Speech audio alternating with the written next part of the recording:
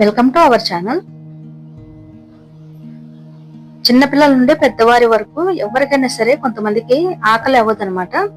అలా ఆకలి వేయని వాళ్ళకి ఈ పౌడర్ వేసి మామూలుగా రైస్ లో కానీ లేదా మజ్జిగలో కానీ తాగిపించండి. చాలా బాగా ఆకలి అవుతుంది అనమాట. అది ఏమేం పౌడర్లు అనేది నేను చూపిస్తాను. ముందుగా స్టవ్ వెలిగించి బాండీ పెట్టుకుని ఏదైనా ఒక గిన్నె పెట్టుకుని దానిలో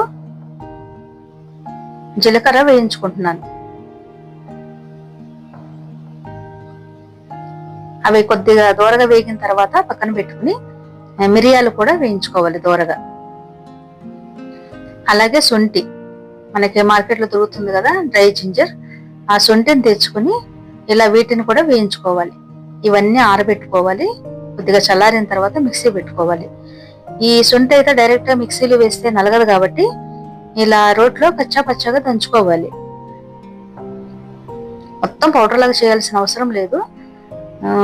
కొద్దిగా అలా మన కొమ్ముల్లాగా వేస్తే మిక్సీ పాడవుతుంది కాబట్టి ఇలా ఒకసారి దంచుకుని మిక్సీ పెట్టుకోవాలన్నమాట. ఇలా దంచుకుంటే మనకి మిక్సీలు వేసుకున్నప్పుడు మెత్తగా పౌడర్ అయిపోతుంది. ఇలా కచ్చా పచ్చగా దంచేసాను రోట్లో. దీన్ని ఇప్పుడు మిక్సీలో వేసుకుని పౌడర్ చేసుకుంటాను. అలాగే జీలకర్ర పొడి కూడా మిక్సీ వేసి పెట్టేసుకున్నాను. శొంఠి ఇది శొంఠి పౌడర్ చేసేసి ఇంకా 2 సార్లు చల్లించుకున్నాం. ఒకసారి చల్లించి మరలా మిక్సీలు వేసి పౌడర్ చేసుకున్నాను. అలాగే ఇది పెప్పర్ పౌడర్, మిరియాల పొడి, ఇవన్నీ ఇలా పౌడర్ చేసి పెట్టుకుంటే మనకి ఎప్పుడు కావాలంటే అప్పుడు ఉపయోగించుకోవచ్చు. కొంతమంది పిల్లలు ఆకలి అవ్వదన్నమాట, ఎక్కువ తిన్నరు, ఆకలి అవ్వట్లేదు అని అంటారు. అలాంటి వారి కోసం ఇలా పౌడర్ చేసి పెట్టుకుంటే మనం పిల్లలకి ఈ పౌడర్ రైస్లో కానీ, రైస్లో అంటే మార్నింగ్ కానీ ఈవినింగ్ కానీ ఏదో ఒక టైంలో ఫస్ట్ 1-2 ముద్దల్లో ఈ పౌడర్లు వేసుకుని కొద్దిగా వేసుకుని తినిపిస్తే పిల్లలు మంచిగా ఆకలి అవుతుంది అనమాట. అలా మనం అన్నంలో తినేటప్పుడు డ్రైగా ఉంటుంది కదా, గొంతుకు దిగదు. అలాంటప్పుడు ఒక స్పూన్ నెయ్యి వేసి మనకి శొంఠి పొడి కొద్దిగా, మిరియాల పొడి, జీలకర్ర పొడి వేసి 2-3 ముద్దలు అలా తినిపించేసి కొద్దిగా సాల్ట్ వేసుకుని తినిపిస్తే పిల్లలకి చాలా బాగా ఆకలవుతుంది.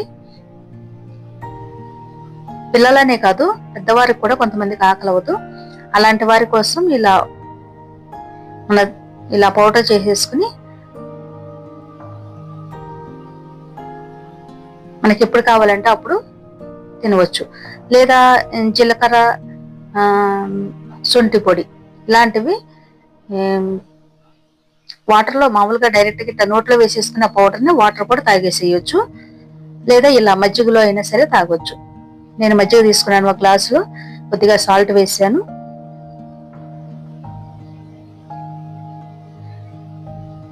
పల్చటి మజ్జిగ తీసుకోవాలి. కొద్దిగా శొంఠి పొడి మనం తీసుకున్న మజ్జిగను బట్టి వేసుకోవాలి. పిల్లలకైతే కొద్దిగా తగ్గించుకోవాలి, పెద్దవారికి కొద్దిగా ఎక్కువ వేసుకున్నా పర్లేదు. ఎక్కువ అంటే మరి ఎక్కువ కాదు, ఈ మోతాదులో. మిరియాల పొడి కొద్దిగా వేసుకోవాలి. అలాగే జీలకర్ర పొడి, ఇవన్నీ వేసుకుని కలుపుకుని పిల్లలకు తాగిపిస్తే పిల్లలకి మంచిగా ఆకలి అవుతుంది. ఒకవేళ రైస్లో తినము అన్నప్పుడు ఇలా మధ్యలో కలిపి ఇవ్వండి, మంచిగా తాగుతారన్నమాట. టేస్ట్ కూడా చాలా బాగుంటుంది. ఇలా పిల్లల నుండి పెద్దవారి వరకు ఎవరైనా ఇలా తాగొచ్చు. మామూలుగా జీరా బటర్ మిల్క్ కానీ అలాంటివి దొరుకుతాయి కదా బయట, అలాగేనమాట. జీలకర్ర పొడి వేసి కొద్దిగా శొంఠి పొడి, మిరియాల పొడి కొద్దిగా తక్కువ వేసుకోవాలి. మనకి ఘాటు ఎక్కువగా ఉంటుందేమో అనుకోవచ్చు, గొంతుకులో దిగేటప్పుడు కొద్దిగా ఘాటు మంటగా ఉంటుందేమో కానీ కడుపులో వెళ్ళిన తర్వాత చల్లగా అయిపోతుంది మిరియాల పొడి అలాంటివి. అందువల్ల ఏమీ ప్రాబ్లం ఏమి లేదు. చిన్నపిల్లలకి ఇచ్చేటప్పుడు మాత్రం కొద్దిగా తక్కువ వేసుకోవాలి, ఎందుకంటే వాళ్ళకి ఇంకా గొంతుకు అది మండుతుంది కాబట్టి పౌడర్లు కొద్దిగా తక్కువ మోతాదులో ఇవ్వాలన్నమాట. లేదా నోట్లో వేసేసి డైరెక్ట్ కొద్దిగా గోరువెచ్చని వాటర్ తాగిపిచ్చేసినా పర్లేదు. ఇలా మజ్జిగలో తాగితే కూడా చాలా టేస్టీగా ఉంటుంది కాబట్టి ఈ మధ్య కూడా పరగడుపుననే మార్నింగ్ ఈవినింగ్ అనే కదా ఎప్పుడైనా తాగొచ్చు. మనకి ఆకలి అవ్వట్లేదు అనుకున్నప్పుడు మజ్జిగ తాగిన శక్తిగా ఉంటుంది కాబట్టి ఈ మజ్జిగలో ఈ పౌడర్లు వేసుకుని తాగిపిచ్చేస్తే మంచిగా ఆకలి అవుతుంది, హెల్తీగా ఉంటారు.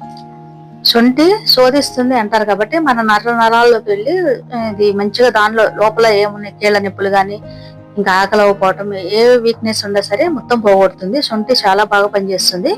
అందువల్ల మీరు కూడా తప్పకుండా ట్రై చేయండి. ఈ వీడియో మీకు నచ్చినట్లయితే please like, share, subscribe my channel. Thank